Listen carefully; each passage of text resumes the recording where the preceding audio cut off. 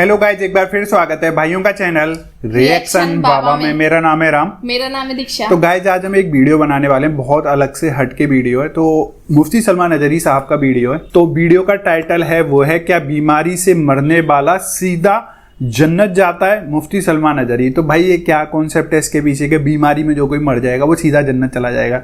मेरे हिसाब से तो ऐसा नहीं होना चाहिए, क्योंकि नहीं तो हर कोई कुछ ना कुछ बीमारी लेके जन्नत में जाना मतलब प्रेफर करेगा, और जो कुछ भी ये वीडियो देखने के बाद ही क्लियर होगा। तो उम्मीद है गाइस आप लोगों को वीडियो अच्छी लगेगी। अच्छी लगे तो प्लीज इस वीडियो को लाइक करें, और आप चाहते हैं आपको ऐसे रिएक्शन वीडियोज भी मिलते रहें तो प्लीज चैनल को सब्सक्राइब करें। तो गाइस आज के रिएक्शन में स्टार्ट कर लेते हैं बिना किसी देरी के। Let's play. जैसे नबी करीम सल्लल्लाहु तआला अलैहि वसल्लम ने फरमाया, दीवार के नीचे दब करके कोई मर गया, आग में जल करके कोई मर गया, पानी में डूब कर कोई मर गया। खुदकुशी की बात नहीं, हादसे से, खुद जला करके मरा है, खुद पानी में कूद के मरा है, उसके लिए नहीं, हादसे से आग में जल कर मर गया, या फिर पानी में गर्क हो गया, या फिर किसी बड़े हादसे में, या निमोनिया की बीमारी जिसको ज़ातुल जुन्ब कहा जाता है, इसमें अगर किसी का इंतकाल हो गया, या पेट के दर्द में कोई इंतकाल कर गया, या वो औरत जो बच्चा होने के वक्त इंतकाल कर गई, इन सब को शहीद का दर्जा दिया जा रहा। अरे ये शहीद हुक्मी है, ये तो अलग ही चीज यानी है। हकीकी शहीद का मकाम एक अलग है, लेकिन इनको हुक्मन शहीद कहा जाता है इस्लामी एतबार से।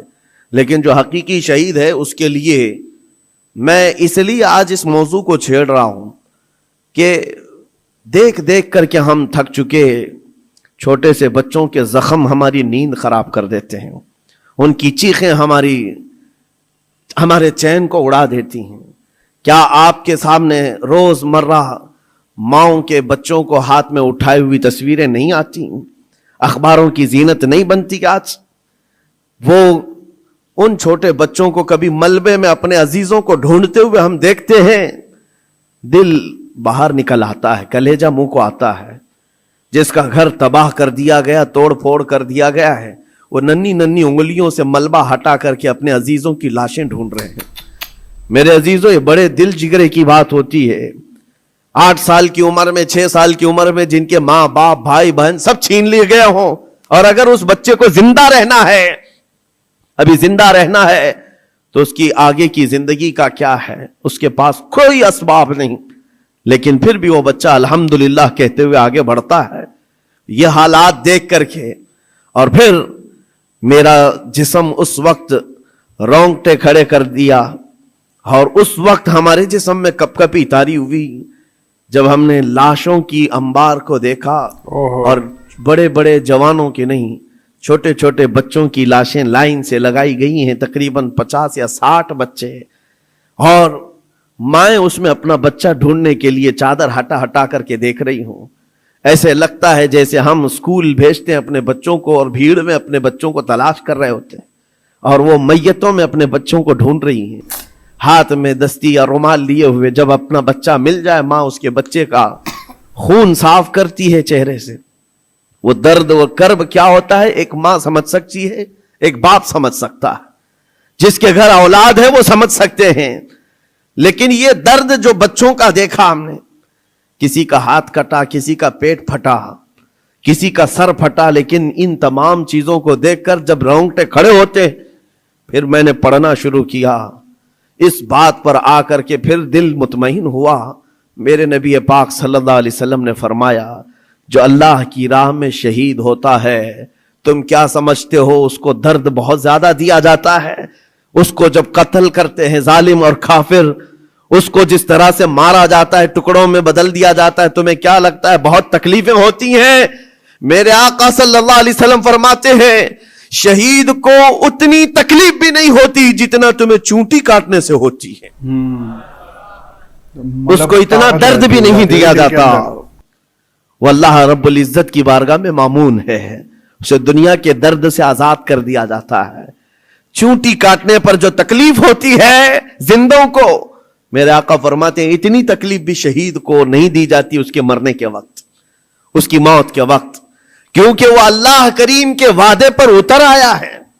मैंने कुरान की आयत जो पढ़ी सबसे पहले, रब ताला फरमाता है, इन्नल्लाह अश्तरा मिनल मुमिनीना अनफुसहुम व अमवालहुम बिअन्न लहुमुल जन्नह। अल्लाह ताला ने बंदों के साथ एक सौदा फरमाया, ایک سودا کیا. کیا ہے؟ رب فرماتا ہے اللہ نے مومنوں سے ان کی جان اور ان کے مال کے بدلے انہیں جنت بیچ دیا. یعنی خریدار ہیں یہ شہید, اللہ رب العزت کی جنت کے خریدار ہیں, لیکن بدلے میں قیمت انہوں نے کیا دی ہے؟ اپنی جان دی ہے.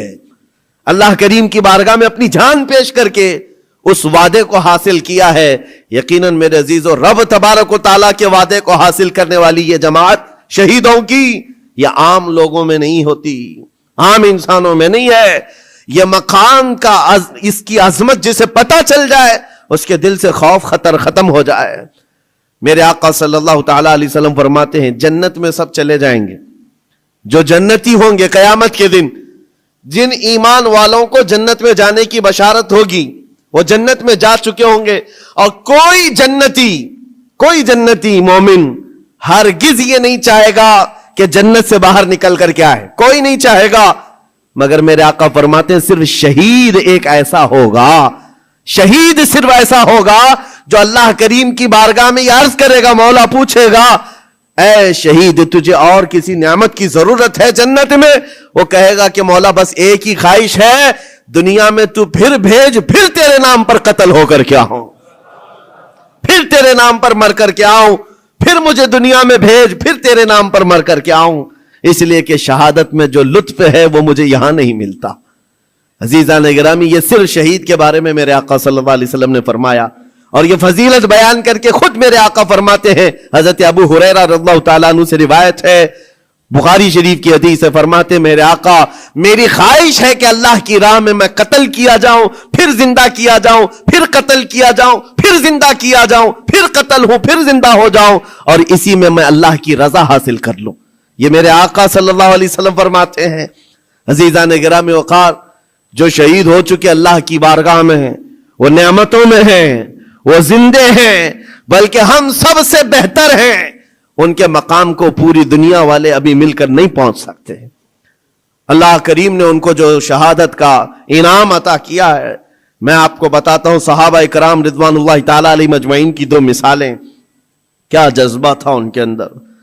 جب میرے آقا صلی اللہ تعالی علیہ وسلم احد کے میدان کی طرف روانہ ہو رہے تھے تو ایک صحابی عمرو بن جموح رضی اللہ تعالیٰ عنہ, جن کے 4 بیٹے حضور کے ساتھ جا رہے ہیں جنگ میں, 4 بیٹے جا رہے ہیں, کسی کا ایک بیٹا گھر سے نکلے بڑی بات ہے, 4 بیٹے جا رہے ہیں, بہت بڑی اور بات نبی پاک صلی اللہ تعالیٰ علیہ وسلم صفیں درست فرما رہے ہیں.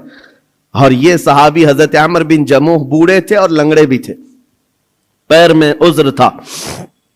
حضور پاک صلی اللہ تعالیٰ علیہ وسلم کی بارگاہ میں آئے, کہا یا رسول اللہ میری خواہش ہے میں بھی آپ کے ساتھ حاضر ہو جاؤں, بچے مجھے جانے نہیں دینا چاہتے ہیں. 4 بیٹوں نے زبردستی باپ کو گھر میں بٹھایا تھا, ابا آپ نہیں جائیں گے, ہم جائیں گے رسول اللہ کے ساتھ. اور باپ اس بات پر لڑائی کر رہے ہیں بیٹوں سے, نہیں میں بھی جاؤں گا. حضور پاک صلی اللہ تعالیٰ علیہ وسلم کے پاس آ کر ایسے درد بھرے انداز میں انہوں نے کہا تھا, میرے آقا صلی اللہ علیہ وسلم نے انکار نہیں فرمایا, کہا کہ ٹھیک ہے آپ بھی چلیں. پہلے حضور نے فرمایا آپ کے تو 4 بیٹے شریک ہیں, آپ کے 4 بیٹے شریک ہیں, آپ گھر میں رہ جائیں. حضور پاک صلی اللہ علیہ وسلم نے جب یہ فرمایا تو وہ کیا کہنے لگے, آواز نکال کر رونے لگے, کہا تف ہے میرے بڑھاپے کو, میرے بڑھاپے نے مجھے نبی سے دور کر دیا, جوان ہوتا میرے بیٹوں کی طرح تو میں بھی جاتا. حضور پاک نے فرمایا نہیں آپ بھی جا سکتے ہیں. لنگڑا پیر تھا, حضور نے فرمایا کیسے چلو گے, دقت ہوگی, تکلیف ہوگی. وہ صحابی کہتے ہیں یا رسول اللہ صلی اللہ علیہ وسلم میں یہ چاہتا ہوں جس طرح لنگڑ لنگڑ کر کے میں یہاں چلتا ہوں ایسی ہی لنگڑ لنگڑ کر کے جنت پہنچ جاؤں, کیا یہ ممکن ہے؟ حضور پاک نے ان کے جذبے کو دیکھا, فرمایا آپ چلیں. گھر آئے, اپنے اہل خانہ سے کہا جلدی جلدی تیاریاں کرو میں بھی جا رہا ہوں. خوشی کی انتہا نہیں.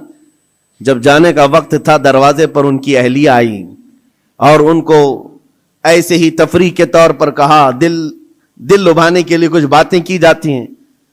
بیوی نے ایسے ہی کہا عمرو بن جموح تم تو جا رہے ہو, مجھے لگتا ہے تم بھاگ کر کے آ جاؤ گے, میدان جہاد میں جا رہے ہو, جنگ کے میدان میں جا رہے ہو اور سخت ہوتا ہے میدان, بھاگ کے آ جاؤ گے. بیوی کا یہ صرف تانا سنا تو گرج کر کے کہنے لگے سنو خبردار, اور اللہ کی بارگاہ میں ہاتھ اٹھایا, اللہم ارزقنی شہادتا فی سبیلک ولا تردنی الی اہلی خائبا یا اللہ، اے اللہ تو اپنے راستے میں مجھے شہادت دے دے اور کبھی بھی زندگی میں مجھے میرے گھر واپس مت لوٹا. بہت بڑھیا. گھر واپس مت لوٹا. ہم تو گھر سے نکلتے ہوئے گھر واپس آنے کی سلامتی کی دعائیں کر کے نکلتے ہیں. اللہ صحیح سلامت لوٹا ہے اور وہ جذبہ الگ ہے. نبی پاک صلی اللہ علیہ وسلم کے ساتھ جاتے ہوئے کہہ رہے واپس نہ لوٹا. گئے جنگ میں شریک ہو گئے اور وہ جنگ بڑی سخت تھی. احد کی جنگ تو آپ کو میں نے کئی مرتبہ ذکر کیا ہے. بہت سخت امتحان تھا صحابہ کا. جہاں 70 صحابہ شہید ہوئے ہیں اس میں حضرت عمرو بن جموح بھی شہید ہو گئے.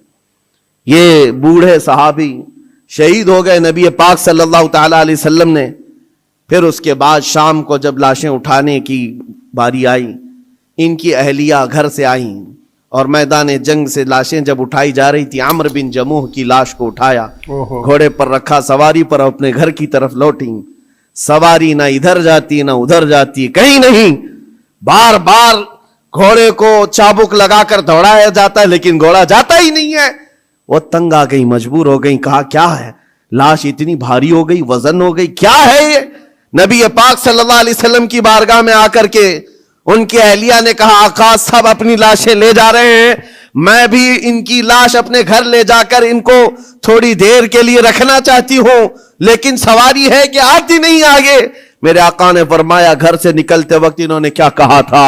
ان کی اہلیہ نے کہا تھا، انہوں نے کہا تھا اللہ کی بارگاہ میں کہ مولا مجھے گھر واپس سلامت نہ لوٹانا. حضور فرماتے ہیں اس کی دعا قبول ہو چکی. ارے بہت صحیح، بہت بیوٹیفل ویڈیو تھا یار. بہت کچھ سیکھنے کو ملا اس سے. جنگ کی باتیں تھیں اس کے اندر، اور دوسرا یہ بھی بتایا تھا کہ بیماری میں جن کو نیمونیا ہوتا ہے، جو کہ ایک طریقے سے نیچرل ان کی ڈیتھ ہوتی ہے، ان کو شہادت یا مطلب شہید کا درجہ دیا جاتا ہے ایز اے مسلم کمیونٹی بھائی لوگوں میں، اور تو اس کو جنت ملتی ہے. ایسے آپ لوگوں کو کیا سیکھنے کو ملا آپ لوگ ضرور کمنٹ کر کے بتائیں. ویڈیو اچھی لگی ہے تو پلیز اس ویڈیو کو لائک کریں، اور آپ چاہتے ہیں آپ کو ایسے ریئیکشن ویڈیوز بھی ملتے رہیں تو پلیز چینل کو سبسکرائب کریں. تو گائز آج کے ریئیکشن میں بس اتنا ہی. ملیں گے نیکسٹ کسی ریئیکشن میں. تب تک کے لیے thank you so much for watching. Bye bye guys, see you guys. Take care guys.